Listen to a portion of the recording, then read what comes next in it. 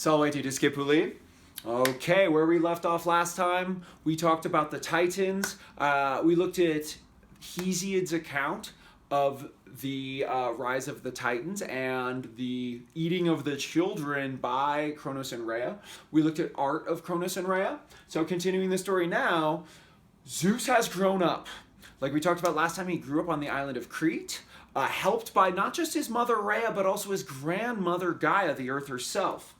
Now, of course, Kronos devoured his children so that they wouldn't overthrow him, the same way that Kronos overthrew Uranus. But Zeus, growing up, knows that his father tried to devour him. Zeus is, of course, angry about this. Zeus's mother, Rhea, did the right thing by saving him from that awful monster, Kronos. And this is kind of a theme in mythology. If ever you find out what the future is, and you try to prevent it, it almost always happens that whatever you do is actually going to cause the future to happen. Zeus is going to be the only character in Greek mythology that can actually break that can actually change fate, or change his destiny. Kronos, however, is destined to fail and fall, and Zeus is going to be the one to rise up. And Zeus has his motivation. His dad tried to eat him, and only his mom rescued him. And as we learned last time, Kronos isn't the smartest guy around. He was fooled by a stone, like he thought the stone was his baby and he swallowed it. Well, Zeus grows up, and Zeus finds Kronos, and Zeus offers him a potion. And Kronos just drinks it, not asking who Zeus is, or where he came from, or anything. And Kronos is the ruler of the universe. So again, with mythology, you've got to kind of take it with a grain of salt or suspend your disbelief. It's just how the story goes. Think of it this way. Oftentimes stories are started from the end. Like, that is, something happens in the end. And then people have to fill in the details to give the background story. And it's not always going to make sense because maybe nobody could come up with a logical reason why something happened. Either way, the way that it goes, Zeus gives Kronos some sort of liquid concoction or potion or drug or poison or something, and the babies come back up. Now, they're of course okay, the 5 of them. Poseidon, Hades, Hera, Demeter, and Ceres. They're gods, they're immortal, they were just hanging out in Kronos' stomach. Now, Zeus enlists his siblings, of course, and luckily for Zeus, the Titans have made other enemies. That is, the Cyclopes and the Hecaton Kyries were locked up in the underworld. Yes, it was Uranus that did that, but Kronos, as ruler of the universe, didn't do anything to stop it. Kronos didn't free them from the underworld. Zeus goes down to the underworld and he frees those monsters. And those monsters are now in debt to Zeus. So they are willing to work to help Zeus. And as we see here, the Cyclopes are going to become great masters of the forge. And they're going to design special weapons like the lightning bolt here for Zeus because, again, he freed them.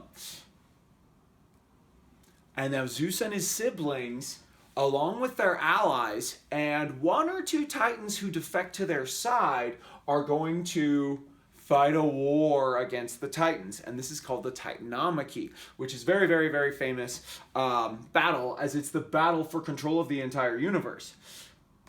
So there are a few ancient depictions, but they're generally very confused. That is, there's so much going on in them that it's kind of difficult to see what's going on. And that's basically how the modern depictions are as well. So let's take a look. These don't go in any sort, these don't go in chronological order. You're going to find that this battle is heavily referenced in pop culture, in books, in comic books, in video games especially. That is, you have this new set of gods. Zeus and his brothers and sisters, Poseidon, Hades, Hera, Ceres, Demeter, and they want to fight a war. They want to take power, but they don't just want to take power, they want to get revenge. Their own father either ate them or tried to eat them. So they are justified in fighting this war, plus they want to take power from him. And like you see here, this is a modern depiction, but there's just people fighting everywhere. There are lots of Titans, lots of Olympians, and they're flying through the sky, they're fighting. And it's all a mess. It's all chaotic. It's very destructive. Titanomachy, the Battle of the Titans, almost destroys the whole world. So some of our modern art that depicts it just shows that chaos, that destruction, where you can't quite see like what's going on. It's a haze of death and destruction. The ancient versions generally depict struggle. Large muscular gods, Titans and Olympians, struggling to throw giant boulders at each other, to fight from mountaintops. And so hence again in our modern day CGI versions or movie versions or video game versions, you're going to have these large scale depictions of basically monsters. The Titans were depicted as being titanic, and they're both fighting from the tops of mountains, and you can imagine them, bursting with volcanic dust and flame and lava. And that the Olympians have special power, like Zeus, master of the lightning bolt. Again, the Titans depicted as being incredibly gigantic, monstrous gods. And again, there are entire video games called like the Titanomachy, kind of based on this. The War of the Gods, highly adaptable for video games. And again, gigantic size, monstrous allies on both sides. Again, a confusion of characters, gods flying around, destruction, pain, misery, woe.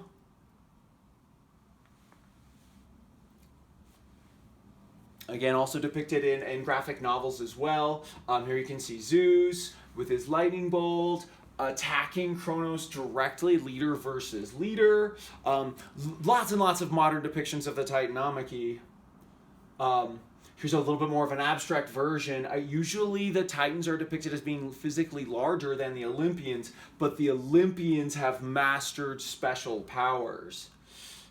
Again, in this one, the almost like the world is almost destroyed by this. I already saw that one. Yeah, that one. That's a good one to read Hesiod's account. Zeus and the Olympians are fighting from Mount Olympus, the mountain that they kind of take as their home base. And Kronos and the Titans are on Mount Orthrus, Mount Othrys, which is another mountain in Greece, not as famous as Mount Olympus, obviously, because the Titans lose. Spoiler alert, the Olympians are going to win. The struggle is said to have lasted 10 full years long, and again, almost destroyed the entire Earth. Here's an excerpt from Hesiod, which kind of conveys the ferocity and the magnitude of this conflict that the world, Gaia, almost didn't survive. The boundless sea echoed terribly.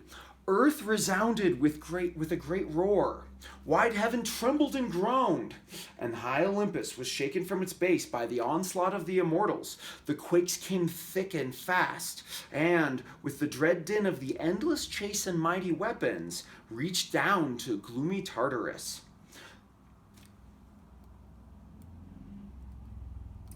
Ooh, that's a good one too. Thus they hurled their deadly weapons against one another. The cries of both sides as they shouted reached up to starry heaven, for they came together with a great clamor. Then Zeus did not hold back his might any longer, but now immediately his heart was filled with strength, and he showed clearly all his force. He came direct from heaven and Olympus, hurling perpetual lightning, and the bolts with flashes and thunder flew in succession from his stout hand with a dense whirling of holy flame. Earth, the giver of life, roared, everywhere aflame, and on all sides the vast woods crackled loudly with the fire. The whole of the land boiled, and as well the streams of ocean and the barren sea. The hot blast engulfed the earth-born Titans, and the endless blaze reached the divine ether.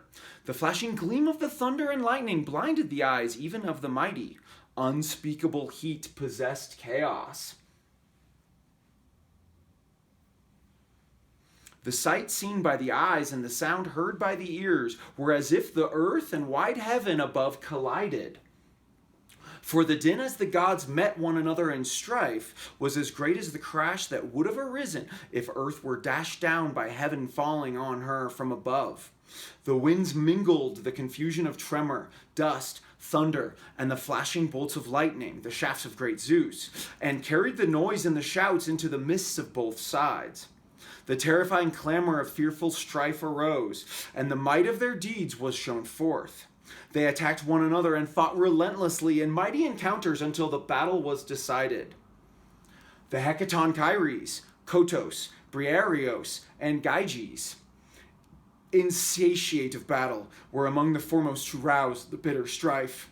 They hurled 300 rocks, one right after another, from their staunch hands, and covered the Titans with cloud of missiles, and sent them down far beneath the broad ways of the earth to Tartarus, and bound them in harsh bonds, having conquered them with their hands, even though they were great of spirit. The distance from earth down to gloomy Tartarus is as great as that from the heaven to the earth. Okay, and then taking it back here then to finish up. After this monumental battle that almost destroys the entire universe, Zeus and his siblings, who were based on Mount Olympus, they win. In some versions, the Titans are locked up in the underworld. In some versions, they flee to far away, maybe to Italy from Greece, as again, Saturn will be an important god to the Romans. Or maybe they only were in the underworld a certain amount of time and later got freed. Now, some of the Titans that actually helped Zeus, like Prometheus, will stay free. Other Titans, like Atlas, will be given a specific punishment. Zeus and his siblings, though, the Olympians, and also 6 of their children, are going to become the 12 Olympians. These are the gods that we call like the Greek gods. But remember, they're the second set of gods that look like people. The Titans were a set of Greek gods that look like people, but they were defeated by the Olympians. So what's the real difference between a Titan and an Olympian? Not really much. It was kind of a political struggle. That is, Zeus and his siblings overthrew his parents and his aunts and uncles. And that brings us to the point where we're going to go over the various Olympians. Zeus, Poseidon, Hades, Hera, Ceres, Demeter, and their 6 children, Aphrodite, Apollo, Artemis, Athena, Ares, and Hephaestus. And our next unit's going to be on these 12 Olympians and their characteristics and a lot of art based on it. And the fact that Zeus is now the ruler of the universe. First it was Uranus, then it was Kronos, and now here it is Zeus. And he's going to share rule of the universe from Mount Olympus with his brothers, sisters, and children. All right, we'll see you next time. Wale te omnes.